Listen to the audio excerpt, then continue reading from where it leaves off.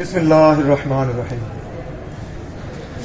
हमने गुज़श्ता दिनों में परसों वाले दिन हमने पढ़ा था कि एल्बो का सेंटर, एल्बो कितनी किस्म की है? 4 किस्म की, यही पढ़ी थी ना। एल्बो की 4 किस्में हैं और उनमें फिर मुख्तलिफ उनके अलग-अलग एल्बो का सेंटर मालूम करने के वो हैं, फार्मूलाज हैं। असल जो चीज़ है इसमें बार बार रिपीट हो रही है, एल्बो का सेंटर, एल्बो का सेंटर, एल्बो का सेंटर। एल्बो का सेंटर क्या चीज़ है?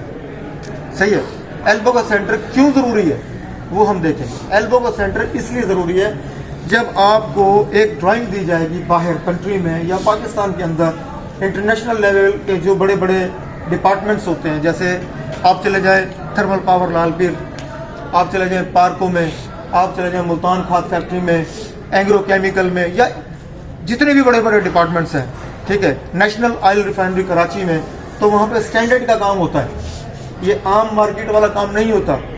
सूत्रों में आप पैमाइश कर लें, मीटर टेप दिखाएं किधर है, ठीक है ना। नेशनल मार्केट में क्या होता है, मिली का भी फर्क नहीं आने देते, 1 मिली भी फर्क नहीं आएगा। सही है ना। एल्बो का सेंटर किस लिए जरूरी है? वो कहते हैं जी यहाँ पे एक पंप लगा हुआ है, ओके, और यहाँ पे दूसरा पंप लगा हुआ है, सही है। इसके साथ एल्बो लगा के और यहाँ पे पाइप लगा के फिर एल्बो लगा के आपने इसके साथ कनेक्ट करना है। इस पंप को इसके साथ कनेक्ट करना है, इस पंप को इस पंप के साथ कनेक्ट करना है। तो आप क्या करेंगे, इधर भी एल्बो लगाएंगे, इधर भी एल्बो लगाएंगे, बीच में पाइप लगाएंगे। लेकिन वो क्या कहता है कि इस पंप के इस फ्लैंज से लेके और सॉरी इस पॉइंट से लेकर और इस पॉइंट तक आपकी पैमाइश कितनी है बेटे, यहां से पकड़ो, ये आगे 1 मीटर 160, 1 मीटर 160, ये सेंटर से लेके ये सेंटर तक 1 मीटर 160 मतलब 1160 मिली 1160 मिलीमीटर आपकी पैमाइश है। अब आपने बीच वाला ये एल्बो लगा दी, सही है ना। अब आपको बीच वाला जो पीस है वो चाहिए ना, आप उसको भी पहले से पहले बना के काट के उसमें फिक्स करके और एक ही बार लगाओ। तो यहाँ पे आपको एल्बो का सेंटर इसलिए ज़रूरी होगा कि 1 मीटर 160 में से इस एल्बो का सेंटर माइनस करेंगे, इस पाइप में से बीच में से 1 मीटर 160 में से एक एल्बो का सेंटर ये माइनस करेंगे, एक एल्बो का सेंटर ये माइनस करेंगे, और बीच में डालेंगे यहाँ पे 4 मिली गैप, यहाँ पे 4 मिली गैप। ये 4 इंच की एल्बो है। ये 4 इंच की एल्बो का सेंटर कितना है? 114.3 नहीं, वो ओडी है। 4 इंच की एल्बो है 152.4, एक एल्बो का सेंटर 152.4। कॉपी लाओ, लिखो 52.4 152.4 जमा कितना हुआ? 304.8, ठीक है। 304.8 जमा 8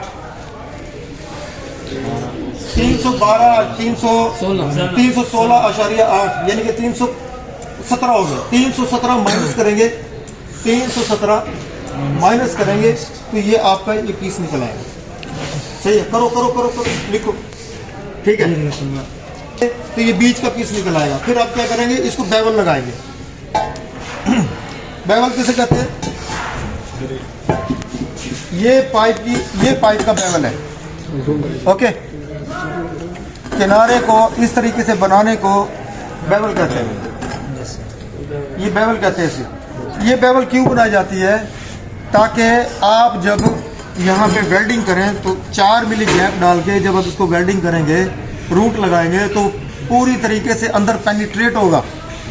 रूट जब बनाएंगे ना, लगाएंगे, तो पूरी तरीके से अंदर पेनिट्रेट होगा, अंदर चला जाएगा। अंदर जब चला जाएगा तो जॉइंट मजबूत होगा। जॉइंट की 100% मजबूती के लिए ये 4 मिली का गैप रखा जाता है और ये बेवल लगाई जाती है। इसको कहते हैं वी बेवल। ये स्मॉल शेड्यूल के ऊपर लगती है, छोटी थिकनेस के पाइपों पे लगती है। हाई शेड्यूल के जो पाइप होंगे, 100 शेड्यूल के, 120 शेड्यूल के, 140 शेड्यूल के, 160 शेड्यूल के, इतने मोटे मोटे थिकनेस के जब पाइप होंगे तो ये बेवल नहीं लगती वहां पे जे बेवल लगती है। इस बेवल की कितनी डिग्री है? इस बेवल की है 37.5 डिग्री, और जब जे बेवल लगेगी तो उसकी 27.5 डिग्री होगी। ठीक है, ये मैं लेना। तो आपको एल्बो का सेंटर इसलिए रिक्वायर्ड है ताकि आप वर्कशॉप में खड़े होके पैमाइश ले ली आपने, पैमाइश लेके अब एरिया में तो बार बार नहीं जाएंगे आप, एक ही बार पैमाइश ली, आपको वे पता होना चाहिए, को प्रॉपर तरीका पता होना चाहिए। जब आप पूरी पैमाइश लेके वर्कशॉप में आ जाएंगे तो वहां आपको जब टेबल वर्क करना है, टेबल वर्क के ऊपर आप बार बार दौड़ के एरिया में नहीं जाएंगे।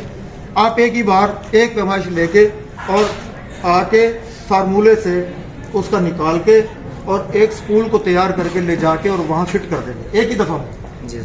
ओके, और वो वे आपको मैं यही समझा रहा हूँ। एल्बो के सेंटर मैंने आपको इसलिए लिखवाए थे।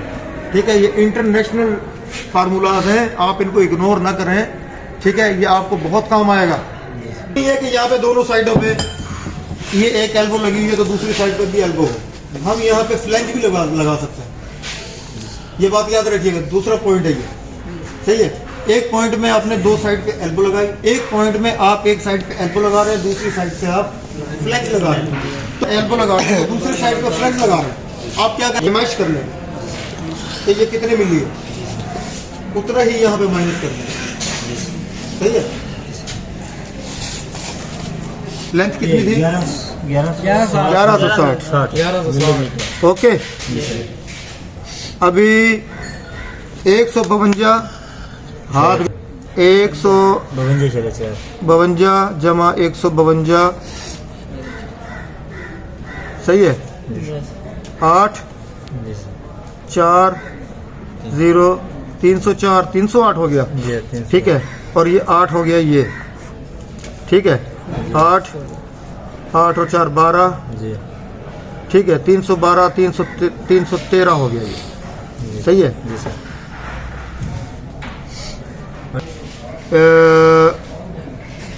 313 हो गया, 313। ठीक है, 313